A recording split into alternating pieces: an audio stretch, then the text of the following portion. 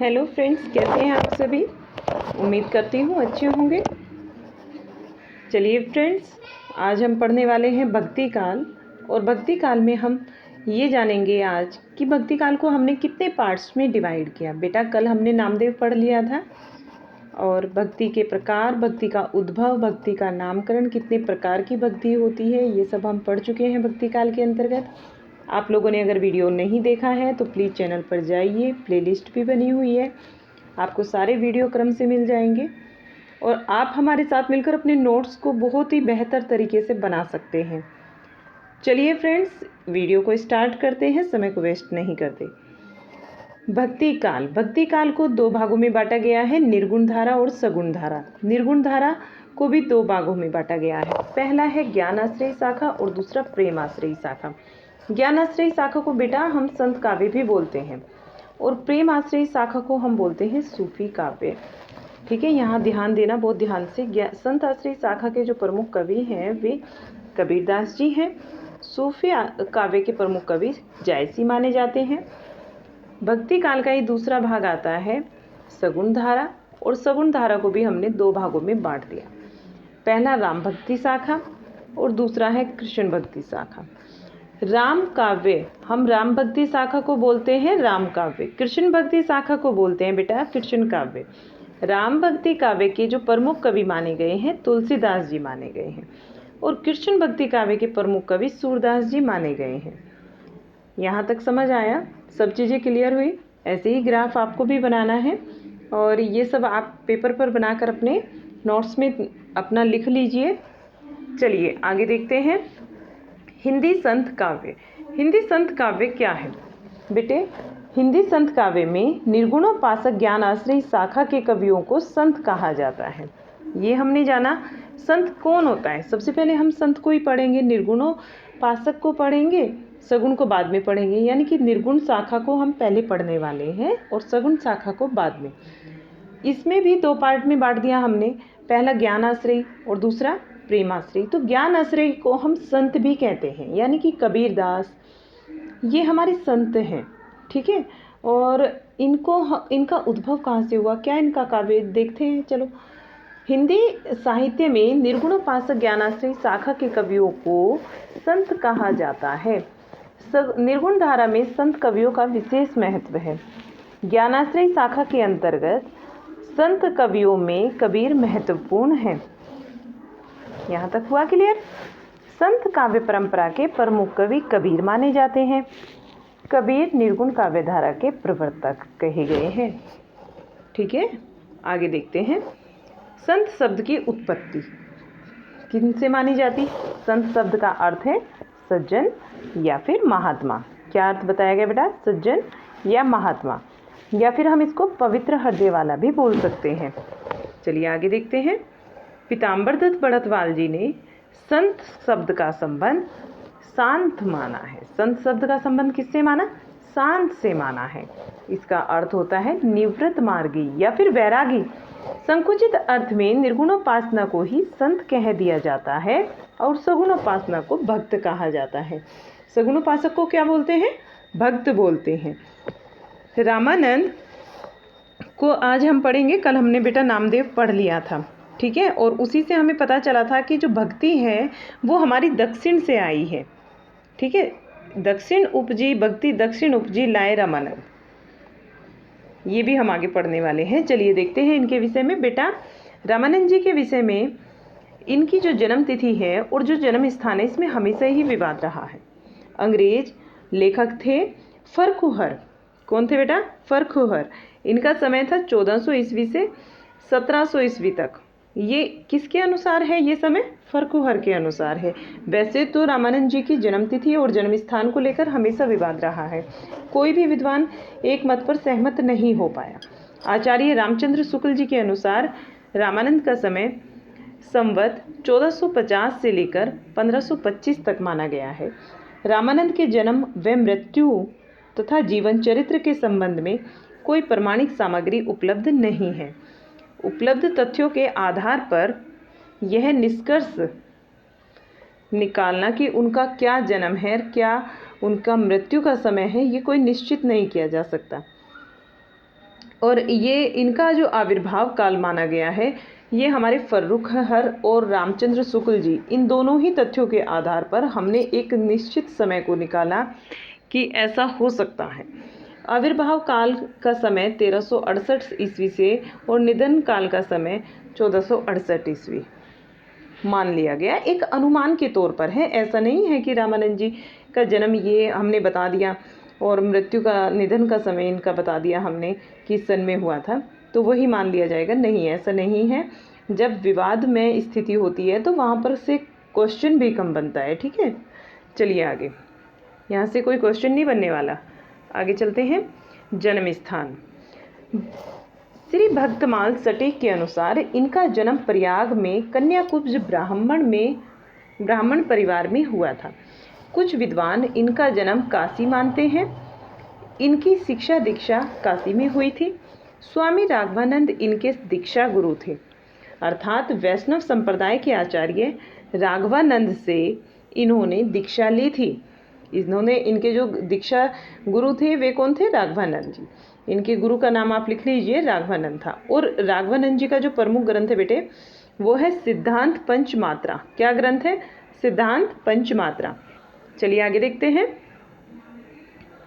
रामानंद अपने गुरु के सर्वाधिक यशस्वी साधक और प्रगतिशील विचारक थे। क्या थे वे बेटा? अपने गुरु के सर्वाधिक यशस्वी साधक थे और प्रगतिशील विचारक थे। संत मत के प्रचार व प्रसार का श्रेय इन्हीं को है। किसने किया संत मत का प्रचार और प्रसार? रामानंद जी ने किया। भक्तमाल के अनुसार रामानंद रामानुजाचार्य की शिष्य परंपरा में चतुर्थ स्थान पर थे। बेटा ध्यान रखो, इनके गुरु का नाम राघवानंद था, जो कि इनके दीक्षा गुरु थे। यहाँ हम पढ़ रहे हैं भक्तमाल के अनुसार। देखिए ये चीज़ आपको ध्यान रखनी है, किसके अनुसार ये बात कही गई है? भक्तमाल के अनुसार, कि रामानंद रामानुजाचार्य की शिष्य परंपरा में चतुर्थ स्थान पर थे। ठीक है, यानी इनके गुरु रामानुजाचार्य भी थे और रामानंद के गुरु राघवानंद भी थे। समझ आई बात? राघवानंद इनके शिक्षा दीक्षा गुरु थे और रामानुजाचार्य की परंपरा में भी, शिष्य परंपरा में भी ये चौथे स्थान पर आते हैं। स्वामी रामानंद ने रामावत संप्रदाय का प्रवर्तन किया। देखिए कितना इंपॉर्टेंट क्वेश्चन है कि रामावत संप्रदाय का प्रवर्तन किसने किया? तो स्वामी रामानंद ने किया। आगे देखते हैं। इस संप्रदाय का मूल मंत्र राम या सीताराम है। क्या मूल मंत्र है इस संप्रदाय का? राम। इस संप्रदाय का मूल मंत्र राम या फिर सीताराम है और आराध्य देव श्री राम है। इनके जो आराध्य देव हैं वे कौन हुए? वे आराध्य देव हुए बेटा इनके श्री राम। अगला पॉइंट है, रामानंद दिल्ली के बादशाह सिकंदर लोदी के समकालीन थे। किसके समकालीन थे? दिल्ली के बादशाह थे सिकंदर लोदी, इन्हीं के समकालीन थे रामानंद जी। ठीक है, समकालीन कौन किसके समकालीन है बेटा? मैचिंग में, मैच द फॉलोइंग में ये क्वेश्चन आ जाते हैं, तो ये आपको याद रखना है। ठीक है, चलिए आगे।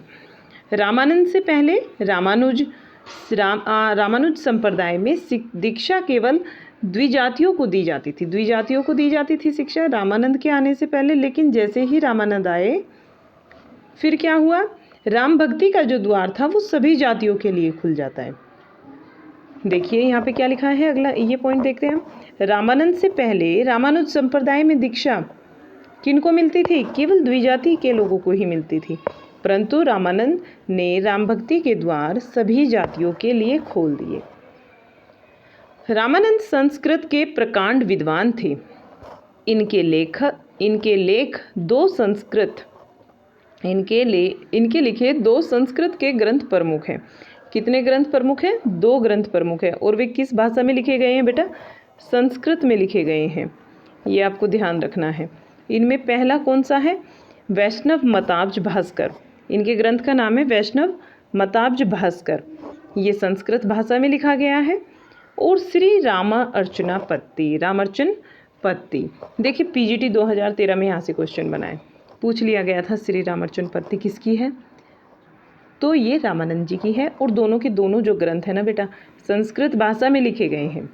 श्री रामार्चन पत्ती में देखते हैं रामानंद ने अपनी पूरी गुरु परंपरा का उल्लेख किया है।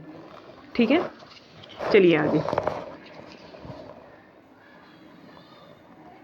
बेटा इनके कुछ ना अलग से ग्रंथ भी हैं, जैसे राम रक्षा स्रोत, ये अन्य ग्रंथ में आते हैं लेकिन इम्पोर्टेंट वे भी हैं, इनमें भी ये भी हमें याद रखने हैं। ठीक है, राम रक्षा स्रोत, और दूसरा है योग चिंतामणि, फिर आनंद भाष्य, गीता भगवत गीता भाष्य, वेदांत भाष्य। अब देखिए जो भाष्य वाले ग्रंथ हैं ना ज़्यादातर वे सब रामानंद के ही हैं। ये हमारी एक ट्रिक हो जाती है याद करने की। राम रक्षा, राम आ गया रामार्चनापत्ति में। ठीक है, और वैष्णव मताब्ज भास्कर आ गया। विष्णु जी के ही रूप थे वैष्णव, ये भगवान राम, तो वैष्णव यहाँ पे आ गया। मतलब एक याद करने के लिए, और हमेशा योग में ध्यान में लगे रहते थे तो हो जाता है याद यहाँ से। चलिए आगे देखते हैं। नाभादास कृत भक्तमाल में रामानंद के 12 शिष्यों का उल्लेख किया गया है। कितने शिष्य हैं बेटा रामानंद के? पूछ लिया जाता है कि रामानंद की शिष्य परंपरा में कुल कितने शिष्य हैं। तो रामानंद की शिष्य परंपरा में आते हैं कुल हमारे 12 शिष्य। ये किस में लिखा है? नाभादास के भक्तमाल में। ध्यान रखना है, नाभादास के भक्तमाल में रामानंद के 12 शिष्यों का उल्लेख किया गया। कौन कौन से हैं बेटा देखिए? अनंतानंद, नंबर 2 सुखानंद, नंबर 3 सुरसुरानंद, 4 पे आता है नरहरियानंद, 5 पे भवानंद, 6 पे आता है पीपा, कबीर, सेन, धन्ना, गुरु, धन्ना, रैदास, गुरु जो थे हमारे रैदास, और पद्मावती, सुरसुरी। ये 12 शिष्य हैं और ये 12 के 12 शिष्य रामानंद जी की शिष्य परंपरा में आते हैं। रामावत संप्रदाय के सन्यासी अवधूत कहे गए। जो रामावत संप्रदाय था इसके सन्यासी क्या कहे गए बेटा? अवधूत कहे गए। ये इंपॉर्टेंट चीज़ें हैं, 12 के 12 आपके स्टूडेंट। और ये वाला पॉइंट, यह एक ऐसा संप्रदाय था जो ब्राह्मणों की श्रेष्ठता को क्या करता था? अस्वीकार करता था। ब्राह्मणों की श्रेष्ठता को अस्वीकार करता था। रामानंद अपने मत का प्रचार करने के लिए बौद्ध भिक्षु संघ के समान साधुओं के एक नए दल का संगठन किया जो कि वैरागी कहलाते थे। रामानंद ने अपने मत का प्रचार करने के लिए, यानी कि अपने साथ लोगों को जोड़ने के लिए, एक तरीके से ये समझ लीजिए, बौद्ध भिक्षु संघ के समान साधुओं के एक नए दल का संगठन किया इन्होंने, जो कि वैरागी कहलाते थे। वैरागी, ये पूछा जा सकता है कि वैरागी कौन कहलाते थे? जो रामानंद जी ने अपने संत मत को बढ़ाने के लिए एक साधुओं का एक दल बनाया था, उसी को वैरागी बोलते थे। रामानंद आकाश धर्मा गुरु थे। कैसे गुरु कहलाए बेटा? ये आकाश धर्मा गुरु कहलाए। बहुत ही इम्पोर्टेंट है, बहुत ज़्यादा। आचार्य हजारी प्रसाद द्विवेदी ने रामानंद को आकाश धर्मा गुरु माना है। किसने माना है? रामानंद को माना है। और किसने? आचार्य हजारी प्रसाद द्विवेदी जी ने। रामानंद पहली बार हिंदी भाषा का प्रयोग अपने मत के प्रचार प्रसार के लिए किया था। रामानंद ने पहली बार क्या किया था? हिंदी भाषा का प्रयोग अपने मत के प्रचार प्रसार के लिए किया था। रामानंद के हिंदी रचित पद सुप्रसिद्ध हैं। हनुमान की स्तुति का पद इस प्रकार है, देखिए। आरती कीजिए हनुमान लला की, दुष्ट दलन रघुनाथ कला की। तो ये बेटा जो पद है ये रामानंद जी ने ही लिया था, और किसमें? हनुमान की स्तुति पर गाया था इसको। अगला पॉइंट है, नाभादास के मत से रामानंद दसदा भक्ति के अग्रकार थे। ये इम्पोर्टेंट चीज़ है, ठीक है। और रामानंद के मत से, नाभादास जी के मत से रामानंद जी दसदा भक्ति के आगार थे। आगार का मतलब होता है रहने का स्थान या फिर मकान, ये समझ लीजिए आगार का मतलब। दसदा भक्ति के प्रचार के साथ ही साथ उन्होंने ज्ञानाव्रत प्रेमियों को ज्ञान मार्ग का उपदेश दिया था। ज्ञानाव्रत जो प्रेमी थे उनको ज्ञान के मार्ग का उपदेश दिया था दसदा भक्ति के प्रचार के साथ ही साथ। एक काम इन्होंने ये किया। चलिए बेटा आगे देखते हैं। अब हम दसदा भक्ति देखते हैं कौन सी होती है। ठीक है, दसदा भक्ति में हम देख लेते हैं क्या क्या है। बेटा नवधा भक्ति में सम्मिलित 10वीं भक्ति, इन्होंने जो नवधा भक्ति तो आप जानते ही हो कि कौन कौन सी होती है, उसी में एक पॉइंट और जोड़ दिया और उसको बोला दसदा भक्ति। रामानंद जी ने एक पॉइंट और जोड़ दिया कि उसको बोला प्रेम लक्षण। 10वीं भक्ति का नाम क्या था? दसदा का मतलब 10वीं भक्ति, 10वें नंबर की भक्ति। भक्ति के टाइप हैं, ठीक है, क्या क्या क्या होता है इसमें, तो इन्होंने प्रेम लक्षण को उसमें जोड़ दिया और भक्ति का इसको सामूहिक रूप कहा। 10वीं भक्ति प्रेम लक्षण को भक्ति का सामूहिक रूप इन्होंने कहा है। और 9 जो पहले थे नवधा भक्ति में वही भाग है। मैं यहाँ पर आपको बता देती हूँ कि 9 भाग कौन कौन से हैं। नवधा भक्ति के अंतर्गत क्या आता है? श्रवण, कीर्तन, स्मरण, इसके बाद अर्चन, वंदन, संख्य, फिर आता है दास, पाद सेवज और आत्मनिवेदन। ठीक है, यहाँ तक के आते हैं। बेटा ये वीडियो आज यहाँ पर समाप्त हो जाएगा। आपने अगर नोट्स नहीं बनाए, मैं वापस से बोल देती हूँ, आप अपने नोट्स को बना लीजिए। वीडियो अगर आपको पसंद आया है तो प्लीज़ वीडियो को लाइक कर देना।